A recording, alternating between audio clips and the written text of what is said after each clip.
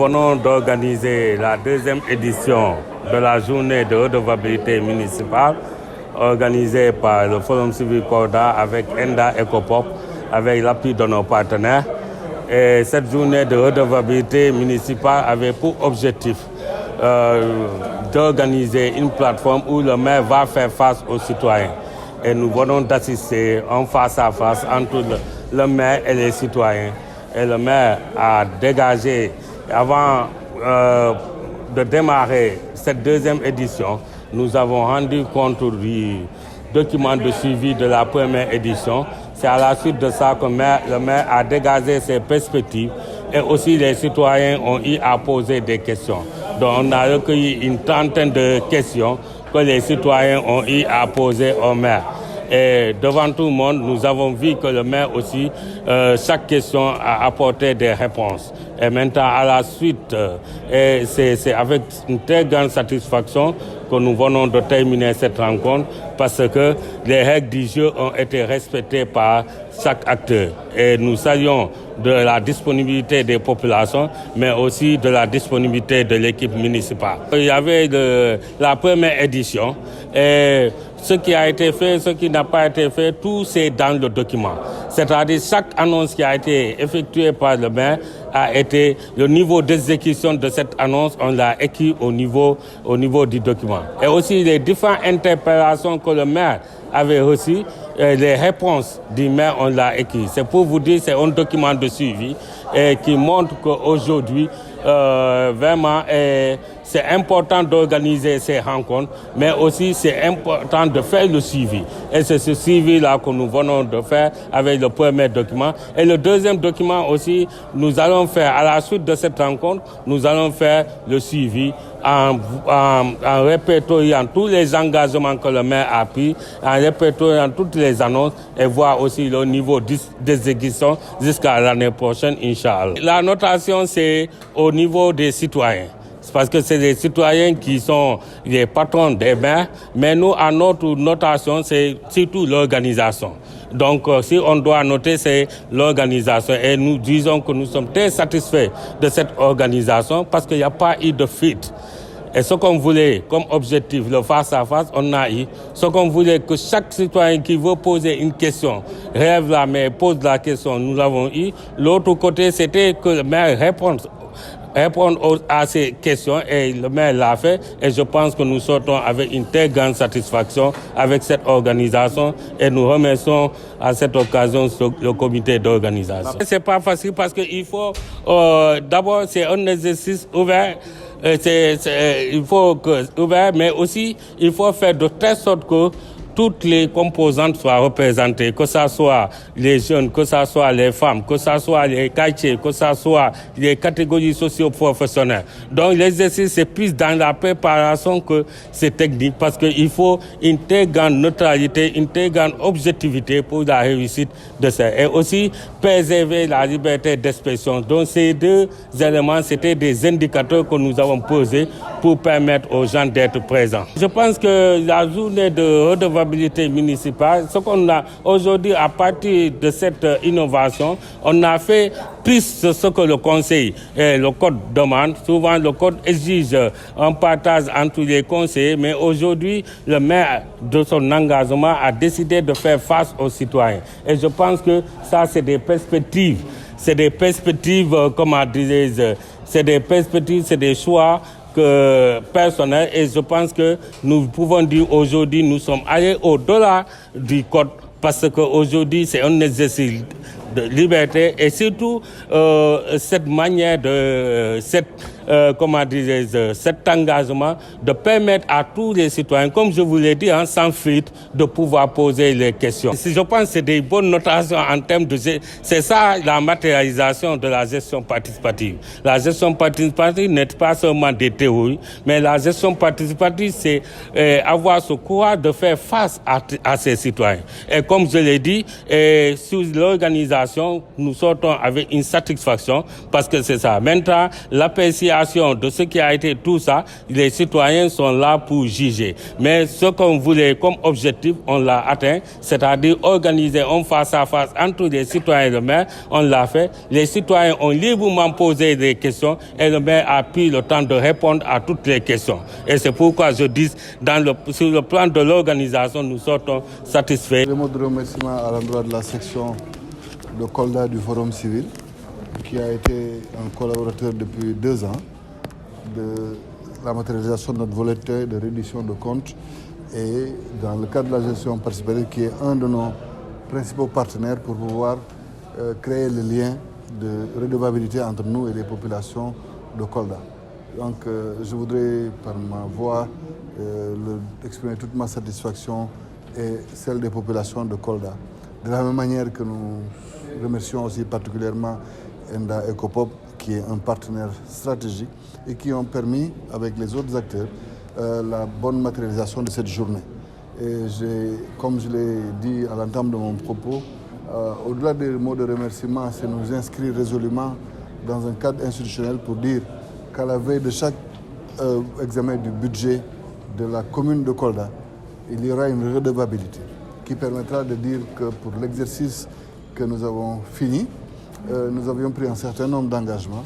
Voilà où nous en sommes. Parce que les préoccupations qui sont ressorties aujourd'hui des populations vont être notées et vont être des instruments de mesure de la part du Forum civil lors de l'exercice à venir, Inch'Allah. Donc c'est une opération qui est assez délicate parce que c'est un exercice direct avec les populations. Mais nous considérons que parce que nous faisons un travail au bénéfice des populations, nous devons accepter de nous soumettre à leurs critiques, qu'elles soient positives ou négatives. Nous l'avons fait dans un bon esprit et je pense que nous avons aussi tiré des enseignements. Ce que nous avons pu constater, c'est que l'essentiel des doléances qui ont été soulignées encore une fois, qui concernent la question de la prise en charge de la démutation de la ville ou de la démutation des quartiers, des besoins en infrastructure, en lotissement, des besoins en matière d'assainissement, d'éclairage, d'éducation, de santé, etc. Toutes ces préoccupations ont déjà été soulevées pour la plupart par les conseillers municipaux.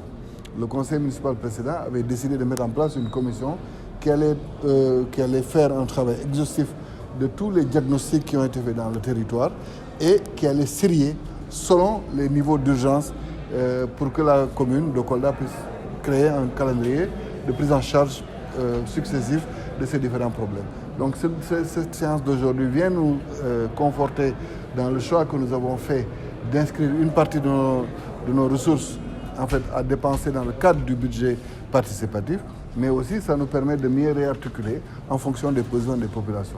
Encore une fois, c'est un bel exercice, mais comme je l'ai dit, cette fois-ci ça a été un peu difficile pour moi de tenir la communication, parce que nous ne pouvons pas prétendre développer une ville, nous avons des possibilités de le faire, nous avons les moyens de le faire, les moyens financiers et institutionnels de le faire, et nous ne pouvons pas concevoir que nous puissions être bloqués dans nos démarches, parce que simplement des citoyens, des fonctionnaires sont là et qu'ils constituent une entrave à la libre activité de la commune de Kolda.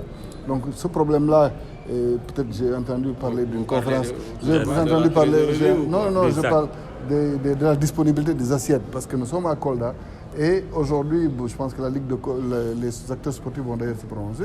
Nous devions poser la première pierre du stade municipal de Kolda. Nous ne pouvons pas concevoir qu'il y ait encore des écueils.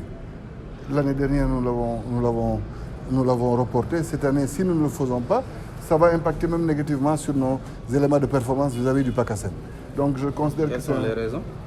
Ils vont vous dire qu'en fait, le CRZ vous dit que c'est leur propriété, alors que tout le monde sait, parce que vous-même vous en parlez, vous dites la ZAC. Donc si c'est la ZAC, c'est que déjà c'est un terrain qui est dans le domaine de l'État et le ministère de l'Urbanisme a déjà fait des actes d'affectation, autant pour le stade municipal que le hub de transformation et certains autres équipements collectifs. Mais c'est cette ZAC-là qui devait accueillir aussi toutes les opérations d'agrandissement de la ville. Donc c'est un sujet à part que nous allons traiter. Eux aussi, ils vont être des partenaires parce qu'il est né de nos discussions qu'il doit y avoir aussi des cadres qui permettent de peut-être raffermir ou en tout cas huiler les relations quand il y a des conflits. Mais en tout cas, pour notre part, nous allons droit vers l'atteinte de nos objectifs. Et s'il y a un blocage, nous informerons les populations de l'origine ou de la cause de ces blocages. Moi, je le dis, en matière d'assainissement, nous avons connu des hivernages sur ces 2 années beaucoup plus pluvieux que les années d'avant. Mais vous ne connaissez plus les déplacements de population que vous viviez, vous ne connaissez plus les effondrements de maisons, parce qu'il y a eu un travail préalable qui a été fait en matière d'assainissement, notamment dans le cadre du drainage de l'eau vers son déversoir naturel, en plus des ouvrages d'assainissement que nous faisons au fur et à mesure. Il y avait la question lancinante de l'éclairage public, de même que l'extension du réseau électrique. Vous avez vu tous les efforts qui sont en train d'être faits de ce côté-là. En matière d'éducation, en matière sociale et en matière de santé, vous avez vu tous les efforts qui sont faits. Maintenant, les défis continuent. C'est pourquoi cette année, nous avons voulu mieux réarticuler l'action de la commune. Au lieu de construire des salles de classe, par exemple, de façon éparse, selon les besoins, nous avons décidé de réhabiliter carrément et de mettre aux normes certaines écoles. Donc cette année, nous en ferons 2 et les années suivantes, nous ferons les autres au fur et à mesure pour que les questions soient réglées définitivement. À défaut, on allait construire des classes, on allait refaire certainement certaines classes qui étaient abîmées, mais nous allons continuer à avoir ces questions-là, ces problématiques-là dans les écoles qui sont les plus sinistrées. Donc, globalement, en matière d'éducation, de santé, de culture, de sport, de promotion économique, tout ça, nous avons fait beaucoup d'actions positives.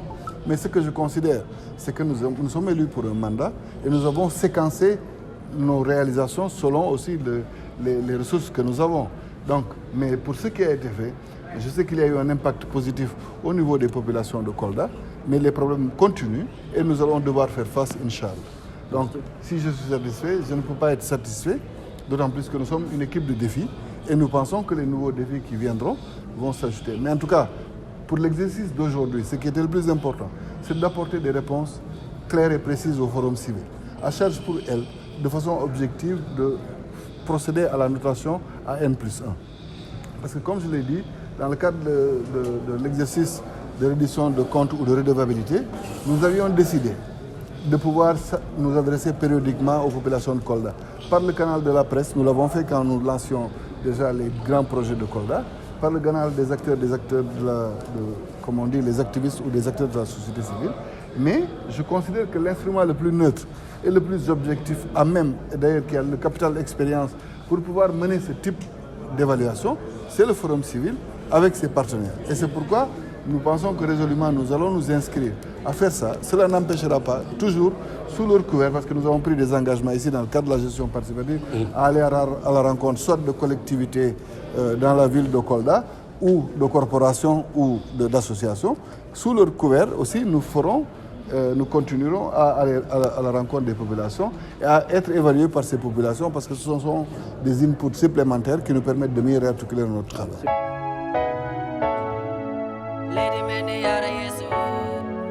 Onongandi komen fala